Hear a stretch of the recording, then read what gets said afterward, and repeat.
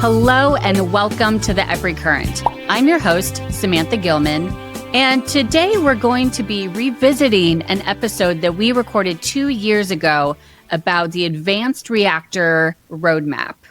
I'm joined by two guests. First, Chad Boyer, Senior Principal Technical Leader in Advanced Nuclear Technology here at EPRI. We love our long titles. And I'm also joined by Alison Krager Hahn, Technical Advisor for New Nuclear at NEI. Thank you both for joining me today. And before we get into the roadmap and what's changed in the last 2 years, I'd like to give each of you an opportunity to give a quick introduction so our listeners know who you are and what you do. So Chad, why don't you go first? Sure. My name is Chad Boyer. I've been with EPRI 5 years, coming up in a week or two, so pretty soon here. Nuclear engineer by education and training. Started at utility doing what's called core design, and then spent about a dozen years working on the AP 1000s in the U.S. Currently working in a project development execution area within the Advanced Nuclear Technology program, but roadmap is kind of one of my side projects I get to do as part of that as well. Excellent. Alison, what about you? Yeah, well, just first, thanks for having me today. I was with the Department of Energy for quite a bit of time before coming over to NEI. I am also a nuclear engineer by education. I spent some time over in the Department of Energy working on manufacturing, the existing fleet side of the house, and then moved into the advanced reactor side of the house a few years ago. Now that I'm with NEI, I am a technical advisor in that new nuclear group, supporting the coordination between DOE and NEI, some of the advanced reactor projects, and I got to participate in this roadmap development. Excellent. So speaking of the roadmap, so the original version came out in 2023, and it's now 2025. It's 2 years, which is usually not a ton of time for something like a roadmap. But as we talk about almost every episode, this industry is changing so quickly. There's so much going on. We're in an unprecedented time of change. So what can you tell us that, is different from the original 2023 version? And how has that vision evolved into the 2025 update? Alison, why don't you start us off? Sure. So I don't think the vision itself has really changed since the 2023 release. Back then, we saw a lot of interest in deploying these advanced reactor technologies, and we were seeing that demand for clean, reliable energy really begin to increase, but started to recognize that we just weren't moving fast enough. If you recall, about that same time, we had the DOE liftoff report that anticipated needing 300 gigawatts of new nuclear capacity. So we also recognized that we didn't have an industry-wide plan that identified the gaps to ensure industry was kind of all moving in that same direction to close those gaps. And we needed a roadmap for that. So fast forward to this 2025 release, the industry has made a significant amount of progress in just those 2 years. And the landscape for nuclear deployment has changed. This version just reflects those changes and updates the progress that we've made on the key actions, and then identifies which gaps still remain to get to our goal of that large-scale deployment of nuclear energy. Chad. Yeah, not much has changed in the roadmap. It's not revolutionary. But like you said, like Alison said, we documented we've been updated. What's really changed is the facts on the ground and how much has happened in the past 2 years. And we made the roadmap flexible enough that I think it's still very, applicable. Specifically, when we started the roadmap a couple of years ago, actually even prior to that, a couple of years before that, we were focused a lot on what we call non-light water technologies. Eventually started looking at light water, small modular reactors as well. But now the focus is everything, including gigawatt, large-scale light water reactors, which when we issued the roadmap a few years ago, that was not the focus. We wanted to make it technology agnostic so that any technology would benefit, and so that was good. Also, demand the 300 gigawatts that, we talk about in the roadmap or as mentioned in the liftoff report. The Trump administration recently has announced their 300 gigawatt addition as well. All those numbers are still kind of small compared to the demand we're actually seeing on the ground. What's really could happen. We don't necessarily increase that because 300 gigawatts is actually still, triple what we have, or we're quadrupling what we have now to get that 300 gigawatts additional. So before we get too far into the questions that I want to ask, I have a potentially somewhat silly or naive question, but if I have it, I can't be the only one. So can you explain exactly what an advanced reactor is? Absolutely. For advanced reactors, the design of those systems are really built around inherent safety systems that do not require operator interventions in the event of an incident. The thing about advanced reactors is we had called things like Generation 4 technologies and Generation 3 plus technologies, and you got really confused. And so this is a term that we in the North American industry really kind of developed. It's not used internationally, unfortunately. Lots of times you'll just hear it called SMRs or AMRs, and that gets really confusing. So we really want to include any kind of, generation beyond what our existing fleet kind of looks like. So we're being very inclusive, whether it be reactors that don't use water for cooling or reactors that do use water cooling but have a higher factor of safety confidence because they use natural forces or just other things inherent in the design. But anyway, so with a lower risk profile for advanced reactors, that's what we're looking for. That includes even like the reactors that were built in Georgia and came online in the past few years. Because the others that are large, they use passive safety features that make the risk profile a lot better. And the roadmap was written in a way to be, to inclusive and beneficial to all these technologies. Great. And I've heard all those acronyms, as we love acronyms in this industry. So I appreciate the clarity. So as Alison said, there's been a lot of progress in the last 2 years. And the update highlights those across several areas like emergency preparedness, fuel supply, workforce development, which is always a big conversation in this industry. Alison, which of these milestones do you see as the most significant since the last roadmap? Yeah, and so to pick the most significant, that's a hard one. Only hard questions on the EPRI Current. I know. Thank you for that. Thanks for having me here today. Congress has put a lot of attention on our domestic fuel cycle. We're at over $2 billion now to bring that capability home for both LEU and HALEU. They've also, with the recent executive orders, updated our U.S. policy on used fuel recycling to help kind of take that pressure off those first-of-a-kind deployments. Same thing with workforce development. There's been a ton of progress in identifying those gaps, working with those unions, colleges, and universities to begin identifying the best path. But I think industry is making a lot of progress on that emergency preparedness aspect. Specifically, industry is looking at a technology inclusive approach that will really right size the emergency planning zone around these advanced technologies, just by accounting for those inherent safety systems and making sure that they're credited accordingly. So for those advanced reactors, we believe that the EPZ could be the site boundary versus the large LWR reactors, which are the kind of 10 miles around the plant. And then that just opens up a ton of opportunities. If you've got that site boundary EPZ, there's more potential to deploy these units a lot closer to where that energy and electricity is truly needed. And that's a great point. That's something else that we hear a lot is, a lot of this clean, renewable energy is being,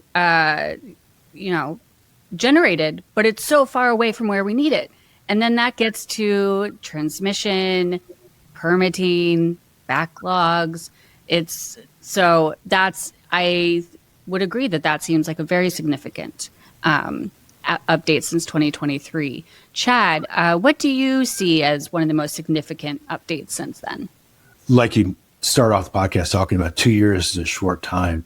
And lots of our, key issues really take more than 2 years to address. But the short-term issues could be addressed from mostly in the policy space. And we're really seeing a lot of advancements there. So speaking of policy, Alison, being at NEI, can you share an example of how the roadmap has directly influenced an action or policy decision? Absolutely. So Chad just mentioned it a second ago in terms of policy space, and we're seeing the impact that the roadmap had in both federal and state policy. On the federal side, support for nuclear energy continues to be bipartisan and bicameral, which can be directly tied to the case for nuclear that's found in the roadmap. We just recently had tax credits that were originally created in the previous administration and then preserved in the most recent budget reconciliation package, but some of the other generation sources were not as fortunate.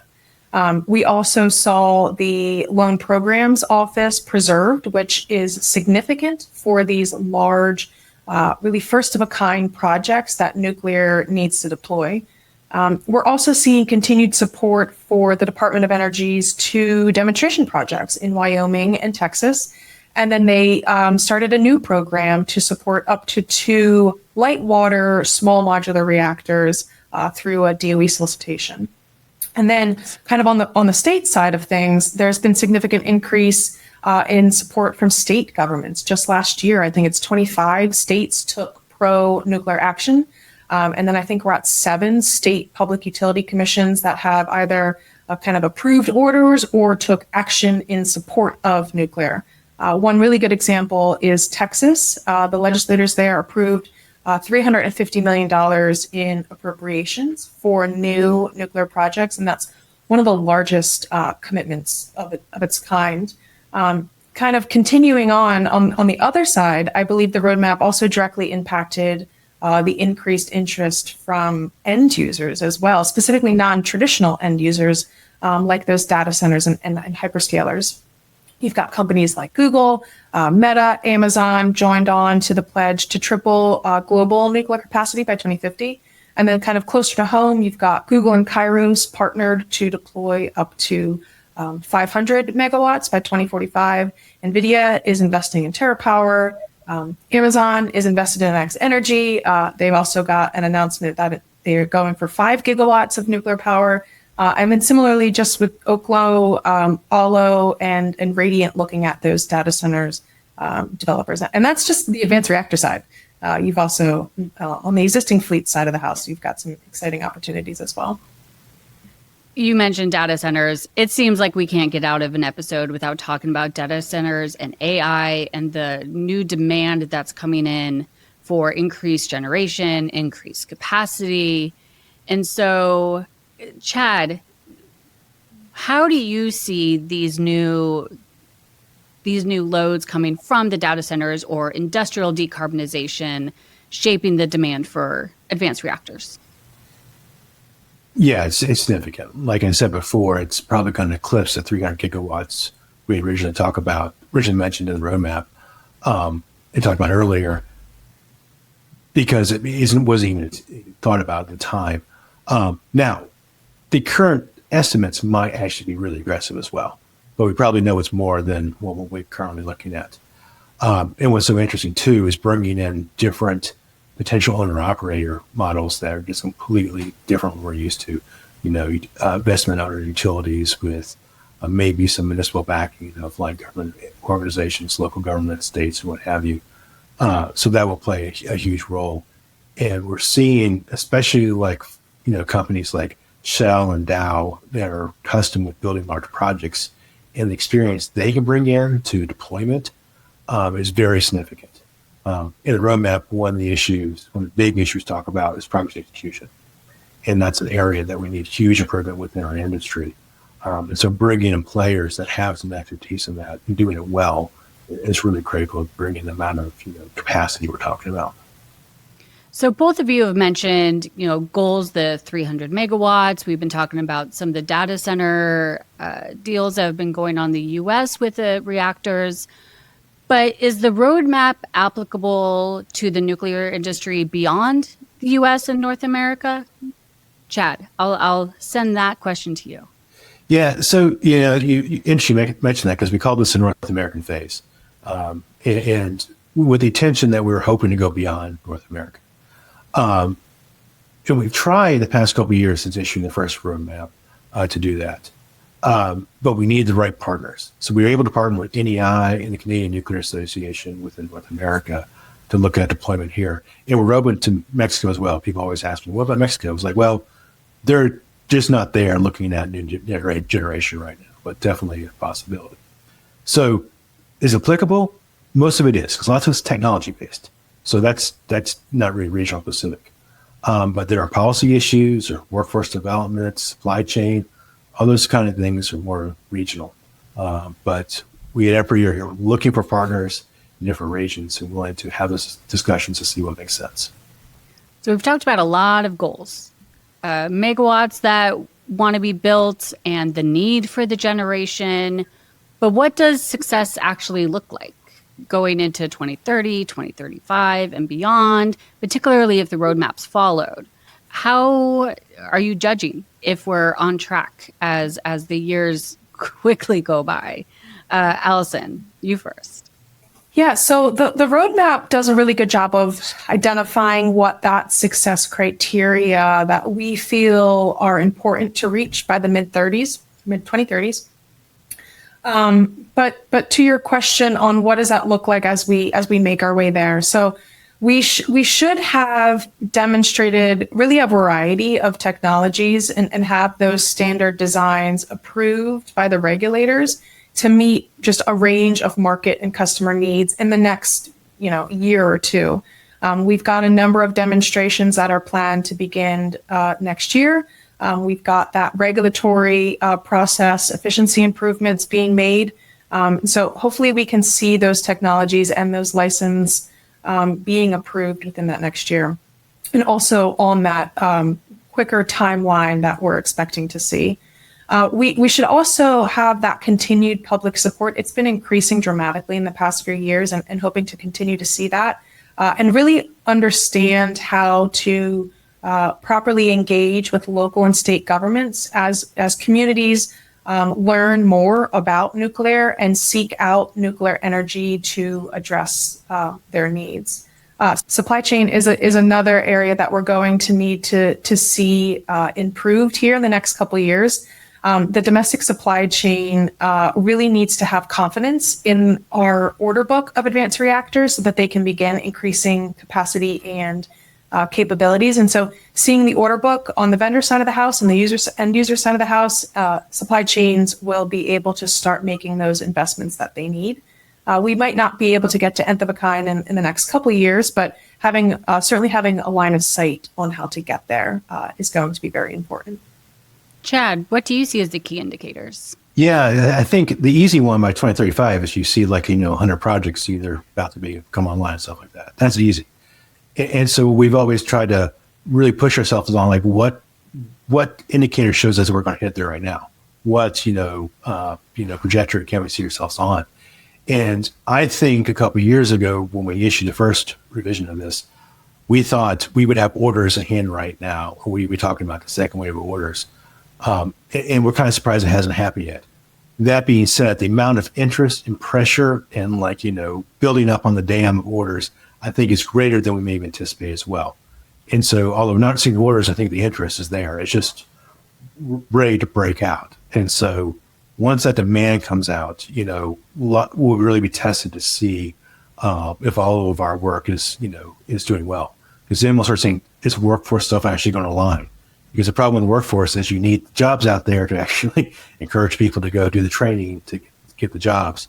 And similar issue with supply chain is got to the order book, like Alison said. And when we start seeing those things actually line up and getting those orders is where we're going to see the success. So probably still in a wait and see mode right now. But once those orders start coming, I definitely think we'll be able to start drawing the projections of where we're going. And it'll see our success. Well, Alison and Chad, I really appreciate you joining me and giving me this update. I look forward to the next episode in 2 years where we can talk about the next update. But before we sign off, I want to give each of you an opportunity to leave any final thoughts with our listeners, something you weren't able to mention, or just something you sort of want our listeners to noodle on as they walk away from this episode. So, Chad, why don't you go first? Alison here, representing NEI and EPRI. But the goal of the roadmap was not supposed to be the NEI and EPRI roadmap. We really want to make it the industry roadmap. We try to get so much industry engaged as well as the government organizations for the United States and Canada. So for the audience, what I want to say, if you're in the industry, this is supposed to be your roadmap. This is supposed to be what you're supposed to look to, like what's going on in the industry to make sure we're going to be successful. Any input on that, we're willing to take it. The roadmap itself may be issued only every couple of years, but it's not static. What's going on to actually make sure we address the key issues is a changing process over time, because we really want to make sure that we're successful. So closing note is, this is the industry roadmap, and please embrace it, understand it, and see what we're trying to do to be successful. And as you look for it, it's in the episode description. So please, everyone, take a look. And Alison, any final thoughts? Yeah, just echoing what Chad said, this is industry's roadmap. But I would also emphasize, we can't take our foot off the gas. We've had a lot of progress these past 2 years. These two versions are reflective of that. We identify some of those accomplishments in the past 2 years in this current roadmap, but there's still a lot of work to be done. We need to get these reactors demonstrated starting next year. We need to continue the federal support to get these first of a kind projects out and those fast follower projects out, and making sure that federal policy is in line with providing that support and providing those things like ratepayer protections as well, to ensure that we've got that order book filled out in the near term. Because if that order book's not filled out soon, some of the other aspects that are mentioned in this roadmap don't move along with it. And so keep the foot on the gas. Well, Alison, Chad, thanks again. And to our listeners, thanks for listening, and we'll talk to you next time. If you liked today's show, we invite you to subscribe to our podcast, and feel free to share with your colleagues and friends. For more information about EPRI, please visit our website at www.epri.com. And don't forget to follow us on LinkedIn and X at EPRI News. Together, we're shaping the future of energy.